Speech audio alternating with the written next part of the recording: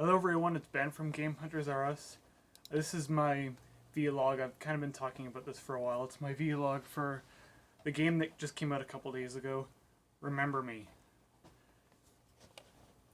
Before I get into the actual vlog itself, I have some notes here, but before I get into the actual vlog itself, for game collectors you should probably be aware it does not come with instructions. This game doesn't have instructions, so if you buy it used and you only have the case in the game, your copy is complete. So anyway, off to the actual vlog. I actually really liked this game. A lot of the reviews online have been really mixed. Some critics like it, some critics don't. A lot of users are like that too. Personally, I really liked it, although at the same time, I can almost every aspect of the game could have been better. So that's my general thought process for the game. It's good, but it could have been a lot better. So first I'm going to start off with what is pretty much flawless. The art design is pretty much flawless.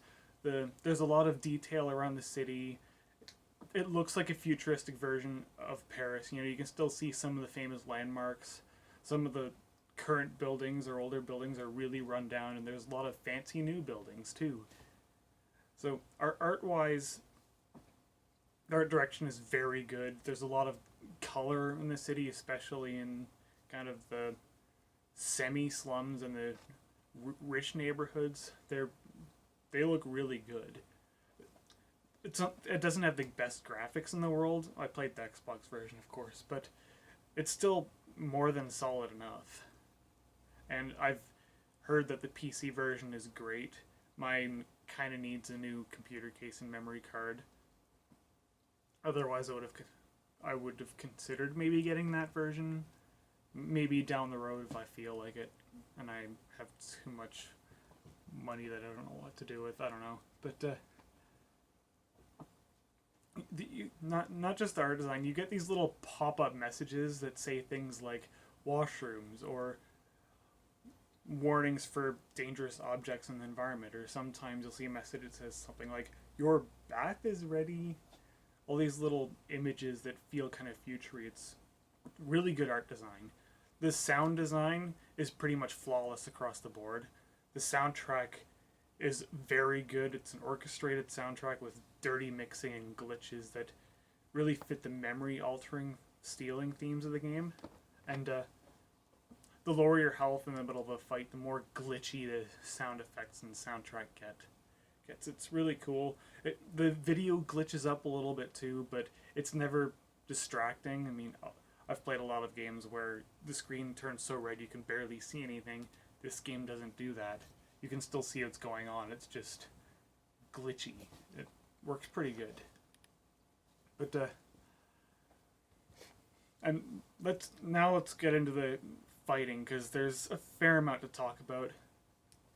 For the most part, the combat works a lot like Arkham Asylum, Arkham City.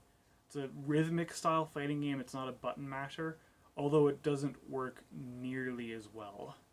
It's still good. It's just not as good. The timing is a little too stiff. Especially when it starts getting a little more chaotic, it can be hard to get any of the timing right when you're also trying to dodge things around. The dodging itself is really, really stiff. If you're in the middle of a combo, if you're in the middle of a fight, you want to press A to dodge because suddenly someone starts attacking you, and it won't work because you're in the middle of the fight. It would work a lot better if you could cancel out any attack and dodge immediately, because as it is, you're going to take a lot of hits if you're in the middle of a combo trying to build something up. Dodging also ends all your specialty combos pretty much instantly, which again really doesn't help you finish the main combos if the screen is too loaded with enemies. It should be that dodging doesn't end it just delays it. But And then later on in the game, you start getting flooded with way too many enemies at once. Sometimes there's too much information going on. It's a little hard to keep track of what you have to do, what you're not supposed to do. There's this one particular fight, the boss, and I think in chapter 6, there's this big guy that turns invisible, kind of goes around the map. You have to use one of the S presses, I'll get to that later. You use one of the S presses to reveal where he is, and then you start punching him. But when he's not revealed, you're flooded with so many enemies, and every now and then he pops up just to attack you. And the fight's really annoying because you have to keep beating up the normal guys to build up your focus and shorten your cooldown timer. It takes way too long for its own good, and yet in the next chapter you fight two of these guys at the same time. That fight was really annoying. Not necessarily hard, but it took way too long. But the create your own combo thing is also more limited than you'd expect. It's sort of a set combo thing where you can't change what buttons you press when. You can only change what those buttons do. There are different kinds of pressings within these combos. There's a normal attack. Well, that's only if you don't go into these combos. There's an attack that does more damage than your standard attacks. There's an attack that regenerates your health a little bit. There's an attack that shortens down the cooldown timers for your S pressings. And there's one that duplicates the previous attack and increases its effect. Kind of a combo attack. That kind of works, but again, it's too limited. The S pressings are fun to play around with, though. You have to build up enough focus, and they all have a countdown timer, but there's... I shouldn't spoil them, they kind of pop up through the game, but it really adds a strategic level to the fight that does help spice it up a little bit and separate it a little bit from the Arkham City games. Again, the fighting system works, but it really feels like it could have been refined a bit more. But for a first-time developer, I mean, this is the developer's first game. It's great. But there's an over-reliance on this combat system, which again isn't bad, but it's inferior to Arkham City's combat system, and it does hold the game back a bit. Beyond that, it would have also been nice to see more of the world. Not necessarily an open game, especially from a first-time developer, but a little more freedom of movement could have been nice. Maybe a couple more branching paths or different options you can take. But this game's very linear, and that being linear isn't necessarily a problem if you have a good story. And this game, it does, but there could have been at least some more variety to what you could do. The characters, for the most part, are really good. Nilin, the playable character, very, very well developed. You know the most pivotal moments in her life. You know her personality. You'll identify with her struggle pretty well. Very well developed character. It's nice to see a female lead character that's not either making fun of the limitations that female characters have in gaming. She's has her own personality. She's not just some sort of statement. So that's good. Some of the other characters are also well developed. Two of those are of course major story spoilers, but there's some other developed characters, but most of the minor characters, you don't learn anything about them beyond their surface personality and their day job. I mean, sure, they're likable enough, but it would have been nice to know more about them. There's one character in particular that you meet her once towards the start of the game, and you'll see her like for a couple seconds near the end, and that's it. And that's especially troublesome considering she's the subject of your first memory remix. Memory remixing in this game is basically changing someone's memory of a specific event that can possibly change their entire outlook on life. So basically you trick her into joining the resistance movement, the air assist resistance movement, with a rather dark memory remixing that you never see any consequences for.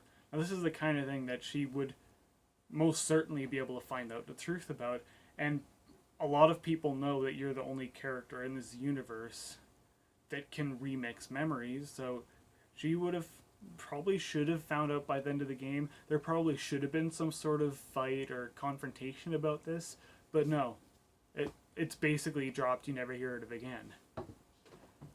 But on that subject, memory remixing is the most unique part of the game. It's very interesting, but at the same time, you only see it about 4 times throughout the story. Not just that, but the first... Well, it's fun to play around with, but it... Again, like most other things in the game, it could have been better. It can take too long to rewind to scroll through the memories. You have to find glitches, little things you can change that can end up changing the outcome of the memory. But it takes a little too long to scroll through. It can take more than a minute in some of the longer memories. And you have to find these little glitches and you can activate them. A lot of really cool ideas in here, but it could have been better. Like if they ever make a sequel, here's an idea how to improve it. Instead of having to manually scroll through everything, you could have a time bar towards the bottom, and then you can just scroll through it a lot quicker. And then as soon as you pass by a memory glitch in here, it will get marked and labeled right on the time bar, and you can look at them, you can see all the different possible glitches, strategize within that to think, okay, maybe this would change the memory to what I want it to be, or maybe this would. Let's see what these two do together, and then you could watch it through if you want. You can fast forward it. There's an idea for improvement. But again, it would have been nice to see this more than just 4 times. And there's also the stealing memories thing is also interesting, where you steal memories to... You have to do it to unlock doors or progress further. But again, like everything else, a lot more could have been done with it. I mean, this leads to some interesting puzzles, but for the most part, you just synchronize with a button so that you can access it. And in some ways, it slows down the game. Sure, you learn a little bit about what's going on in it, but they could have expanded on this a lot more. They could have had optional memories that... Well, what you do, you go to a spot on the ground, and you trigger kind of a ghostly image memory. This could have been used in so many more ways. They could have used it to further the story. They could have used it to expand on the world and what it's like. They could have had all these optional memory things and maybe have a different color scheme so that this is optional, this is necessary. If you want, you can go to the optional ones, learn more about the world, story, characters the memory involves. It could have really fleshed out the world that way. Even in a linear game, it could have fleshed out the world better. But again, it's neat, but it could have been better.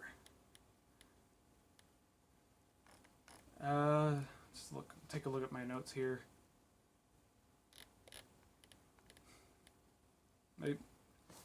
Okay, I think that's all I really wrote down. I think that's all I really wanted to talk about. The game's actually pretty short. I mean, I finished it in 2 days, and within those 2 days, I worked 9 hours from 2 p.m. to 11 p.m. I wrote 11 pages for the novel that I'm working on. As I said in the previous vlog, I'm a fiction writer. I would like to break into the novel industry if possible, but that's not what this vlog is about. Yesterday, I also run a comic blog where I review comics every week. I wrote 3 comic reviews and did an unscripted YouTube video for all the comics I picked up yesterday. So I did all of that, and yet I still finished the game by, like, I still finished the game before midnight, but yesterday, so it didn't feel too short. It's certainly longer than Gears of War Judgment, but it's definitely not a long game. I'm sure I'll play it again though. I really enjoyed it, but keep that in mind. I really do hope this game does well though. I hope they have another chance to do a sequel or some sort of spiritual successor, where they have the resources to iron out on the game's flaws while improve and expand on what does work. Because there is a lot of stuff in this game that actually does work. I'd love to see a partially open world, kind of like Arkham Asylum or Arkham City. Not necessarily that big. It doesn't have to be that big. Just a partially open world. You can explore some different neighborhoods, and instead of a linear story, you could have maybe several smaller stories that fit together and a bunch of side quests. Like maybe you could be a memory hunter and work on the side of the law, trying to catch criminals by using these memories to prove whether they did something or not. You could steal memories from their allies or henchmen to find out where they are if they're wanted enough, and then you could find them. Maybe have a little bit of a fight, overload their memories, and then take them in while they're still unconscious. You could help clean up the streets after the events of this game, because there's a lot that happens in this game that needs to be cleaned up. To avoid spoilers, I'll just put it that way. There's a lot that can be done with this universe, this series. So I really liked it. I do recommend it, but cautiously. Keep in mind, it's a good game that could have been a lot better. It's the first game for this developer, so I'm willing to cut them a lot of slack.